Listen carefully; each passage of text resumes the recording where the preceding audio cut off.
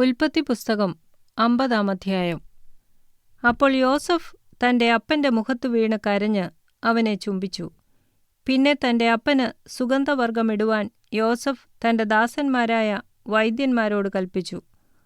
വൈദ്യന്മാർ ഇസ്രയേലിന് സുഗന്ധവർഗ്ഗമിട്ടു. അങ്ങനെ 40 ദിവസം കഴിഞ്ഞു. സുഗന്ധവർഗ്ഗമിടുവാൻ അത്ര ദിവസം വേണ്ടിവരും.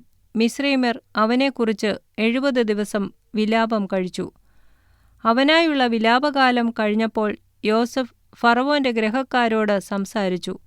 നിങ്ങൾക്ക് എന്നോട് ദയയുണ്ടെങ്കിൽ നിങ്ങൾ ഫറവോനോട്, എന്റെ അപ്പൻ, ഇതാ ഞാൻ മരിക്കുന്നു, ഞാൻ കനാൻ ദേശത്ത് എനിക്കുവേണ്ടി വെട്ടിയിരിക്കുന്ന കല്ലറയിൽ തന്നെ നീ എന്നെ അടക്കണമെന്ന് പറഞ്ഞ് എന്നെക്കൊണ്ട് സത്യം ചെയ്യിച്ചിട്ടുണ്ട്. ആകയാൽ ഞാൻ പോയി എന്റെ അപ്പനെ അടക്കി മടങ്ങിവരുവാൻ അനുവാദത്തിന് അപേക്ഷിക്കുന്നു എന്ന് ഉണർത്തിപ്പീനെന്ന് പറഞ്ഞു.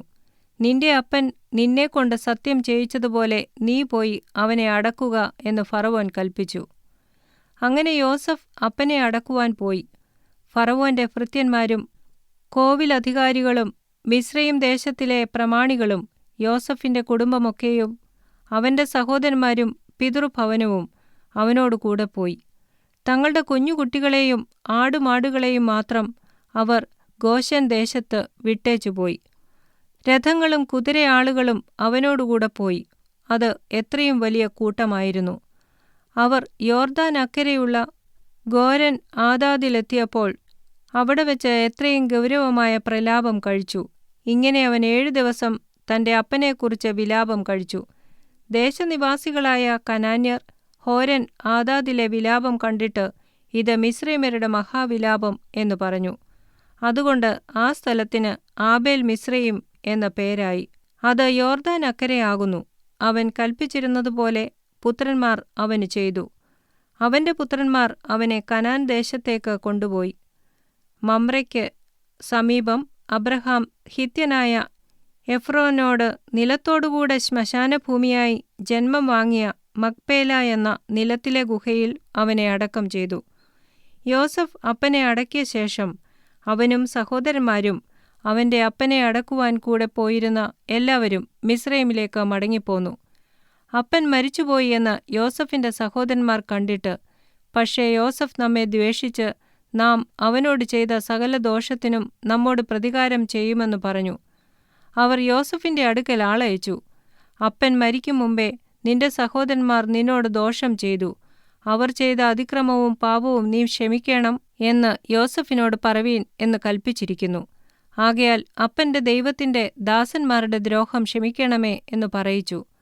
അവർ യോസഫിനോട് സംസാരിക്കുമ്പോൾ അവൻ കരഞ്ഞു. അവന്റെ സഹോദരന്മാർ ചെന്ന് അവന്റെ മുമ്പാകെ വീണു. ഇതാ ഞങ്ങൾ നിനക്കടിമകൾ എന്ന് പറഞ്ഞു. യോസഫ് അവരോട്, നിങ്ങൾ ഭയപ്പെടേണ്ട, ഞാൻ ദൈവത്തിന്റെ സ്ഥാനത്തിരിക്കുന്നുവോ? നിങ്ങൾ എന്റെ നേരെ ദോഷം വിചാരിച്ചു. ദൈവമോ ഇന്നുള്ളതുപോലെ ബഹുജനത്തിന് ജീവരക്ഷ വരുത്തേണ്ടതിന് അതിനെ ഗുണമാക്കി തീർത്തു. ആകയാൽ നിങ്ങൾ ഭയപ്പെടേണ്ട, ഞാൻ നിങ്ങളെയും നിങ്ങളുടെ കുഞ്ഞുകുട്ടികളെയും പോറ്റി രക്ഷിക്കും എന്നു പറഞ്ഞ് അവരെ ആശ്വസിപ്പിച്ച് ധൈര്യപ്പെടുത്തി. യോസഫും അവന്റെ പിതൃഭവനവും മിസ്രയീമിൽ പാർത്തു. യോസഫ് 110 സംവത്സരം ജീവിച്ചിരുന്നു. എഫ്രീമിന്റെ 3-ാം തലമുറയിലെ മക്കളെയും കണ്ടു. മനശ്ശെയുടെ മകനായ മാഖീരിന്റെ മക്കളും യോസഫിന്റെ മടിയിൽ വളർന്നു. അനന്തരം യോസഫ് തന്റെ സഹോദരന്മാരോട്, ഞാൻ മരിക്കുന്നു, എന്നാൽ ദൈവം നിങ്ങളെ സന്ദർശിക്കുകയും ഈ ദേശത്തുനിന്ന് താൻ അബ്രഹാമിനോടും ഇസഹാക്കിനോടും യാക്കോബിനോടും സത്യം ചെയ്ത ദേശത്തേക്ക് കൊണ്ടുപോകുകയും ചെയ്യും എന്ന് പറഞ്ഞു. ദൈവം നിങ്ങളെ സന്ദർശിക്കുമ്പോൾ നിങ്ങൾ എന്റെ അസ്ഥികളെ ഇവിടെ നിന്ന് കൊണ്ടുപോകണമെന്ന് പറഞ്ഞ് യോസഫ് ഇസ്രയേൽ മക്കളെക്കൊണ്ട് സത്യം ചെയ്യിച്ചു. യോസഫ് 110 വയസ്സുള്ളവനായി മരിച്ചു. അവർ അവന് സുഗന്ധവർഗ്ഗമിട്ട് അവനെ മിസ്രയീമിൽ ഒരു ശവപ്പെട്ടിയിൽ വച്ചു.